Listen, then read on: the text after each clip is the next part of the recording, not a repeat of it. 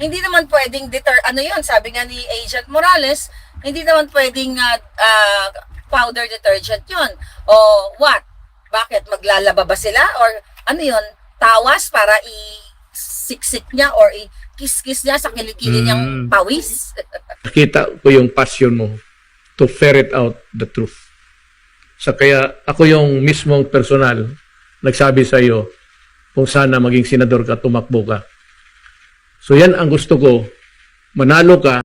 What's up mga kababayan? News That Matters here. Dito sa video natin ngayon ay ating panonoorin o pakikinggan si Madam Maharlika. Viral ngayon itong paghuli ka dito kay Bongbong Marcos mga kababayan na kung saan ay makikitang sanay na sanay sa pag-abot ng pulburon na kanyang ibinulsa agad ito kahit na nakaharap ang mga sandamakmak na kamera sa kanya. Naku naman po talaga. Na kung hindi nyo pa po napapanood mga kababayan, nasa channel po natin yun, no? At marami na din ang nakapanood patungkol dun. Nawika nga ng taong bayan, harap-harapan ng niloloko ang taong bayan at hindi na nilulugar ni Bongit ang kanyang pagpupulburon. Na malabo naman sigurong sabihin na isang tawas yun o baking soda, no? Ang inabot sa kanya. Grabe naman talaga. Pero bago ang pambubutata ni Madam Maharlika patungkol nga dito sa viral na video ngayon ni Bongit, atin munang pakinggan itong conversation sa pagitan ni Duterte at ni Congressman Marcoleta. Na inamin niya mismo na kailangan ng isang Congressman Marcoleta sa Senado upang maisalba ang natitirang kahiyan na mayroon ang Senado at Kongreso. Lalo na ngayon na tinatapakan at niyuyurakan na ng mga buwaya ang konstitusyon. Na napaka-importanting bigyang highlight ito ngayon mga kababayan.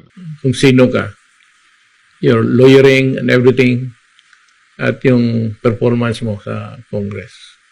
But I was really impressed yung pagdala mo sa kaso ng gobyerno or at least yung nag-neutral ka man pero nilabas mo yung totoo. Hindi ka takot sa mga oligarchs, hindi ka takot sa pera nila at ginawa mong ikaw yung nagsasalita para sa lahat ng gustong sabihin nila hindi nila masabi at nasabi mo. Pinalabas mo ang lahat kung ano ang mali ng gobyerno dito sa ABS-CBN na sa matagal na panahon, I said, government. Mantaking nyo yun mga kababayan, isa rin siya sa mga naging representante, no, ng OVP upang humarap sa mga buwayan na kung tutuusin wala naman siyang kinalaman doon. Ngunit talagang dinipensahan niya, no, ang mga pamumulitikang ginagawa kay VP Sara. Napakatapang nga naman talaga. Kaya wika ng taong bayan, saludong-saludo sila na kung maaari talaga humabol ito sa pagkasenado. Even ako, na walang ako, pinaputok ko lang yung mga mali nila but nobody carried the name of the Republic of the Philippines parang doon sa Kongreso. Ikaw yun. And I was very much impressed. So nagtatanong ako. You are a principled man, extremely honest, with integrity. At nung nalaman ko, nakita ko yung passion mo to ferret out the truth. So kaya ako yung mismong personal nagsabi sa iyo kung sana maging senador ka, tumakbo ka. So yan ang gusto ko, manalo ka. Narinig niyo yun mga kababayan, galing mismo kay Tatay Digong na gusto niya maging senador ito na manalo sa eleksyon. Sana mapag-isip-isipan ni Congressman Marcoleta. Use the passion that you have in your heart to work for the Filipino people, lalo na ako paalis na. At ako'y believe sa iyo, sa totoo lang. Because I like honest persons, men of integrity. Kung sakali man, God willing, kung ipagpala, kung maging senador ka, what would be the meaningful legislation that you have in mind na magawin mo kung nandiyan ka na sa Senado? Ang unang-una po, Ginoong Pangulo, ay nakita ko po yung nailatag ninyong magagandang programa. Ang nais ko po ay may pagpatuloy ang mga iyon. Unang-una na po yung ating infrastructure program na inyong naisulong. Nakita ko naman po talaga na sa panahon nyo lamang umabot yung 5.1% na ratio ng infrastructure spending sa ating GDP. Well, GDP. Hindi po nangyari yun sa mahabang panahon. Matagal na po ako sa Kongreso, Mr. President, ngunit naglalaro lamang po sa 2% ng ating GDP ang nailalatag na infrastructure program. Napaka-importante po nun sapagkat kapag nailatag yung infrastructure backbone po ng ating bansa, alam naman po natin ma-attract ang investments. Hindi lamang dito sa bansa natin, lalong-lalo na po sa ibang mga bansa na pupunta sa ating bayan para dito magbukas ng maraming negosyo. At yun ang magiging simula kung paano natin mapapalago ang ating ekonomiya. Sa Makatwid, napakarami po rin yung nagawa at ang isa pa po yung pundasyon ng ating pangkapayapaan, ating peace and order. Importante po rin yan sapagkat hinahanap din po, Mr. President, ng mga mamumuhunan yung stability ng isang bansa. Kapag magulo po yung bansa, hindi po ako maniniwala na talagang uunlad dito sa inaasahan nating pagunlad. At nakita ko rin po yung pagmamalasakit nyo, i-reforma ang ating lipunan. Yung pagsasakit po ninyo na talagang labanan natin ang droga at ilagay sa matatag na pundasyon ng ating bansa. Pagmamalasakit ninyo kung paano naitawid ang bansa natin sa pandemya. Siguro nga po, kung hindi tayo nabot ng pandemya, Mr. President, sa nakita kong paglakas ng ekonomiya natin, halos hindi tayo bumababa ng 7% per quarter. Talagang tinamaan lang po tayo ng pandemya, Mr. President. Kung hindi nga lang siguro dumating ito, nakita ko na siguro ang pinakamagandang antas ng ating ekonomiya. Gusto ko pong ipagpatuloy yun, Mr. President, at meron pa po akong nakita na kasi matagal na panahon po yung kuryente, yung pong presyo ng kuryente ay talagang mataas po. Hindi po natutupad yung layunin ng batas. Pagka 21 years ago, nakalagay po talaga affordable ang rates ng ating elektrisidad. Nalalaman ko po ang paraan kung paano sapagkat nandun din po sa provision ng batas. Problema lang, ang maraming kasamahan po natin sa Kongreso ay hindi naman po talaga nagsisikap na talagang ayusin yung dapat na ayusin. Nandun po yung mga provisions ng tinatawag nating ARCOA. Ito po yung renewable, ito po yung mga yung aggregation po at saka yung retail energy. Nandun po yung kung paano mabe-break up po yung monopolistic market ng distributors ngayon into a contestable market. Yun po yung paraan para maibaba natin ang presyo ng kuryente. At yun nga pong problema ng ating sakahan, Mr. President. Napakaganda po ng mga batas natin, hindi po nagkakaroon ng pagkakataon na maipatupad na mabuti sapagkat alam naman po ninyo, napakatindi rin po ng corruption sa bansa. Gusto ko rin po sanang makatulong doon sa paraan na inyong nais mangyari. Alam ko pong pinagsikapan ninyo. At nakita ko po yung isang paraan, Mr. President, sapagkat sa matagal na panahon, kung mapapansin po rin yung Commission on Audit, ang modality po nila ay post-audit. Ibig sabihin po, mag-audit sila pagkatapos na ng programa. Papasok sila pagkatapos na ng project. Mag-audit sila pagkatapos ng fiscal year. Samantalang kung titingnan po natin yung State Audit Code of the Philippines, ay sinasabi po niya ron ay preventive. Maging ang saligang batas po natin, Mr. President, ay sinasabi, if the internal audit control of an agency is inadequate or weak, dapat po ay magsagawa ng special measures or pre-audit ang COA. Ang palagi pong minamatwid ng COA, Mr. President, kaya post-audit sila, sapagkat pag nag-pre-audit daw po sila ay medyo babagal daw po ang pagpatupad ng ating mga infrastructure projects o naman programa. Ang sabi ko naman, ayan mo nang madelay ng konti. Ang importante po, masinop natin yung pera ng bayan. Kung makikita po natin, Mr. President, halos every year, at Napakatalino, halos lahat no? po ng ehensya ng ating pamahalaan, sang-ayon na rin sa ulat ng COA, ang dami pong anomalya. Pero palagi na lamang pong report, Mr. President. Wala naman pong nangyayari na malikom nila yung inulat nilang anomalya. Dito pa lang masasabi mo na, no, mga kababayan, na napakalayo ng administrasyon ni Duterte sa administrasyon ni Bangag. Hay nako. Sana po ang dapat na mangyari ay masino, ma-prevent. Sapagkat yun po yung sinasabi doon sa Section 33 ng State Audit Code of the Philippines. It should be preventive. Hindi po dapat post-audit, dapat pre-audit. Yan po yung mga iba't ibang nais pong ayusin sana. Ang Department of Education, Mr. President, maaring sa ngayon ay alam na rin po ninyo sapagkat meron po tayong isang batas na nagawa natin 25 years ago. Sinasabi po doon ng DepEd, hindi na siyang dapat gumawa ng libro. Ang dapat na gumawa ng libro, mga private sector publishers, in order for us to develop a national book development industry para makapag-export tayo. Ito po yung batas, Republic Act 8047, kung hindi po ako nagkakamali. Pero hanggang ngayon, Mr. President, 25 years na po ang batas na yan. Pero hanggang ngayon, ayaw pa rin iwanan ng DepEd yung paggawa ng libro. Sa Makatwid, sila po is in continuing contravention of the law itself. Kaya po, hindi maayos-ayos sapagkat sila mismo nilalabag nila yung batas.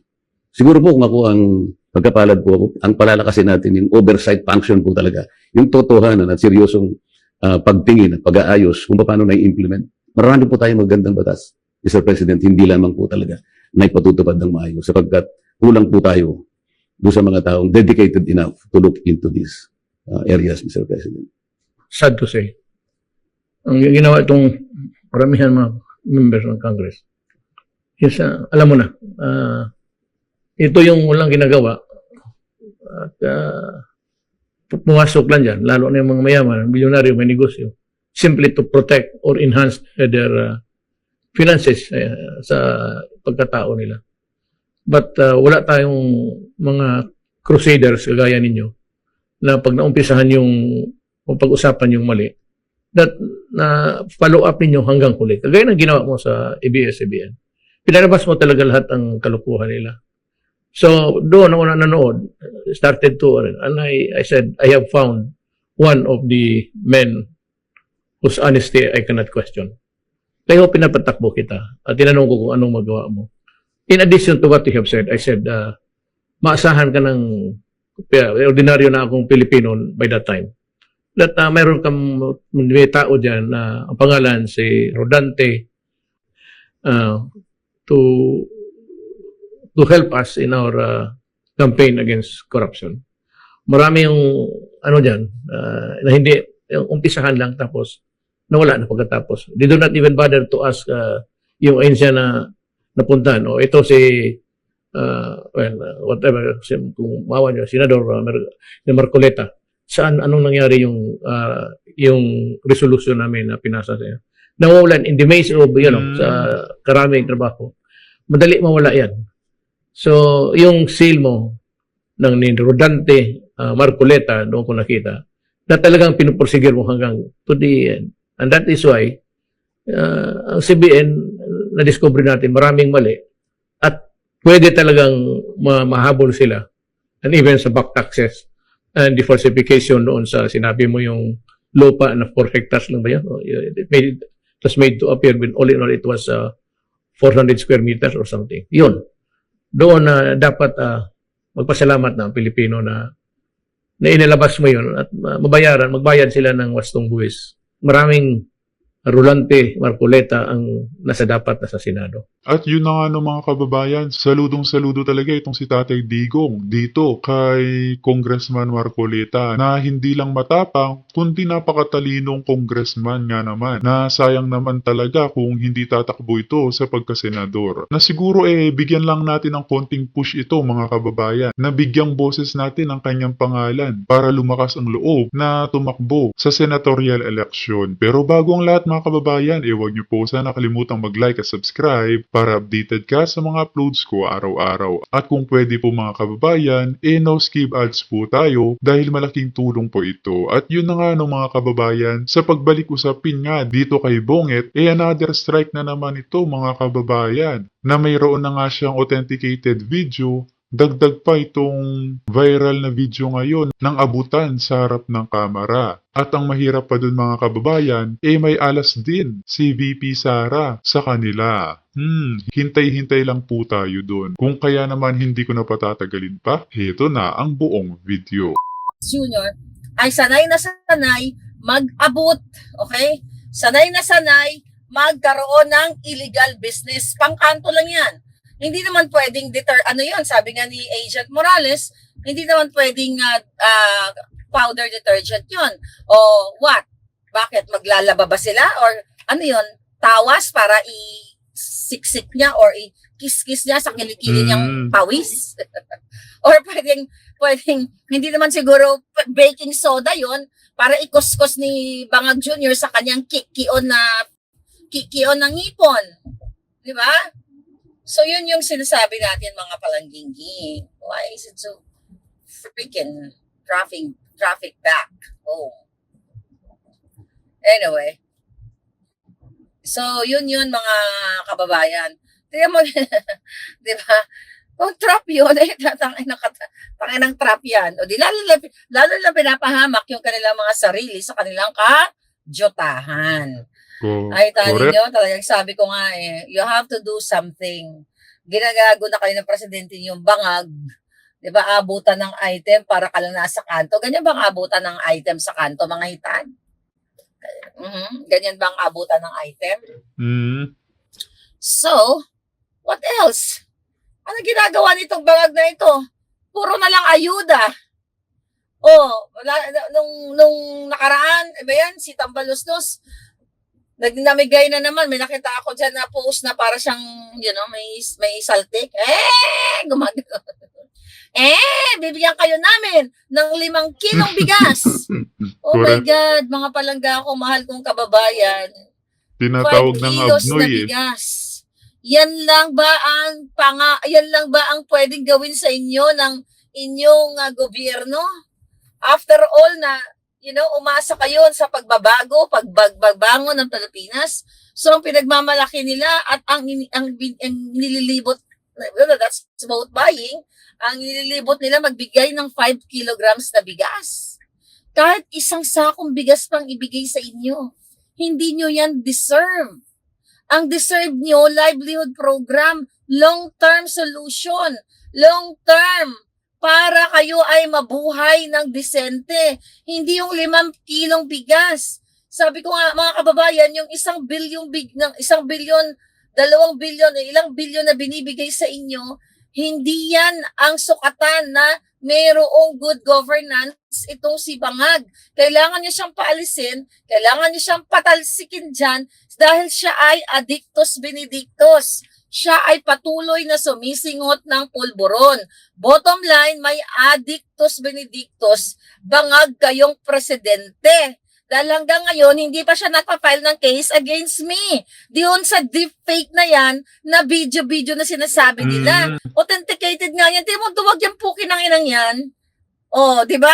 Gusto niya talagang patunayan sa buong mundo na siya ay hindi addict, which is yung pinayan, baka nga may nakaipit na pulburon na binigay sa kanya, magpa-drug test siya, magpa-pulburon test siya. At file a case against Maharlika dito sa Amerika para bakbakan kami sa korte. Para doon niya sabihin na deepfake yung video na pina-release ko. Ang ginagawa nila ngayon, mangkipagsabuatan ulit sa mga kongresistang mga bobo dyan para habulin ang mga kritiko like Harry Roque, like me, and iba pa. At ang gagawin ngayon ng mga Bangag Junior, yung kanila mga kritiko, katulad ni Attorney Glenn Chong, di ba?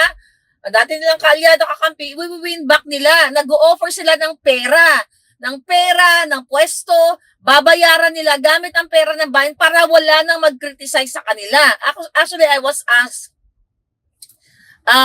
nung mga kaibigan ko, what if, sabi niya, alukin ka ni Lisa Marcos o ni Bangag Junior, o Maharlika, tumigil ka na, ganyan, babayaran ka na lang namin. Sabi ko, over my gorgeous body. Kahit anong kahit i-offer pa niya ang national budget, hindi ko po tatanggapin dahil hindi for sale ang prinsipyo ko.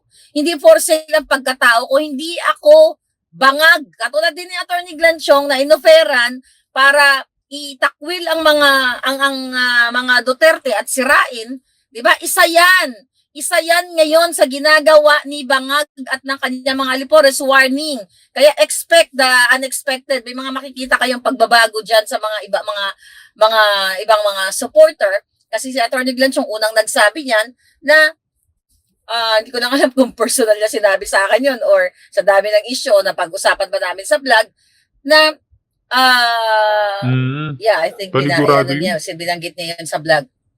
Na inoferan siya na umalis o tumigil sa pag-support sa laban ng bayan. Kasi we're not really supporting Duterte. I'm supporting Duterte. I am supporting the good governance of the Dutertes. So yun ang punto dito. May nakipag-communicate kay Attorney Glenn Chong na wag nang sumuporta sa mga pinaglalaban ng mga Duterte at dudurugin nga nila ang mga Duterte daw. 'Di ba? Yun ang sabi. Alam ko na yan. Last year pa lang, ako na ang unang nagpa-bongga sa inyo na dudurugin nila or sisirain nila, gugurgurin nila ang lahat ng mga kritiko. May accident pala dito. Okay? So, gugurgurin nila yung mga kritiko. Oh, si Pastor Kibuloy, ayan, hawak na nila sa liig yan ngayon. I hope wag natin mabalitaan na one day natake sa puso, o nagurgur, o nagbigti, o kung ano pa man. Yan po ngayon ang ginagawa. Dito lang pala. Okay, traffic kasi may nausulit doon. Dito lang pala, dito lang pala. Yun nga, Anyway, yun palang mga palangga, ang ginagawa nila ngayon.